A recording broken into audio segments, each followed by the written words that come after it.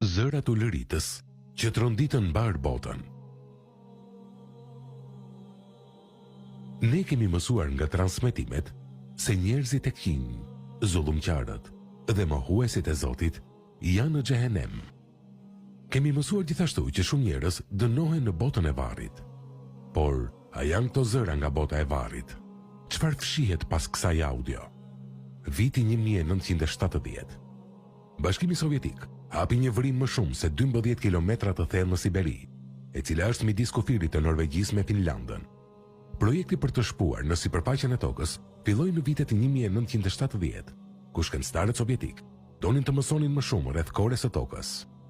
Mbi 2 dekada, ata arritën të gërmojnë më shumë se 7.5 milja thellësinë në tokë. Gërmimi depërtoi në një zgabër dhe shkencëtarët ulën disa pajisje për të parë çfarë kishte atje poshtë. Një mikrofon që ishte tolerant ndaj nxehtësisë, jashtëzakonisht së madhe, së bashku me të tjerat pajisje të regjistrimit të ngjashme, u ulën në zgavrën e thellë. Temperatura ishte rreth 1100 gradë Celsius, ose rreth 2000 gradë Fahrenheit. Por shokuese në të vërtetë, ishte tingulli shqetësues që u regjistrua nga ajo pajisje.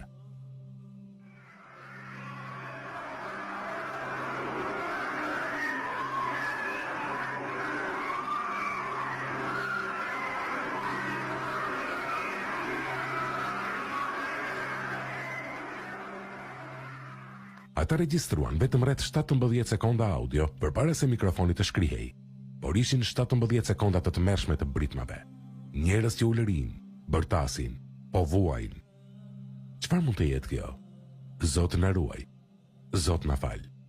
Projekti u përpoq të shponte sa më shumë që të jetë mundur në korën e tokës. Shpimi filloi më 24 maj 1970 dhe arriti thellësinë 12262 metra në 1989. Është pika më e thellë artificiale në tokë deri në shtator 2019. A mund të jenë këto britmat e banorëve të varrit që po dënohen? Zoti e di më së miri këtë gjë, por vëllezër dhe motra, kjo vërtet është shokuese. Ne fal Zotit jemi ende gjallë, po jetojmë dhe kemi mundësi të pendohemi dhe të bëjmë vepra të mira. Pas kësaj video që ju po shikoni, shtojeni sa më shumë pendimin dhe bëni sa më shumë vepra të mira, sepse vdekja vjen papritur. Vjen ato momente ku ne nuk mund të imagjinojmë. Kërkoni falje, kërkoni falje, kërkoni falje, se Zoti fal shumë. Zoti na ruajt nga dënimi i botës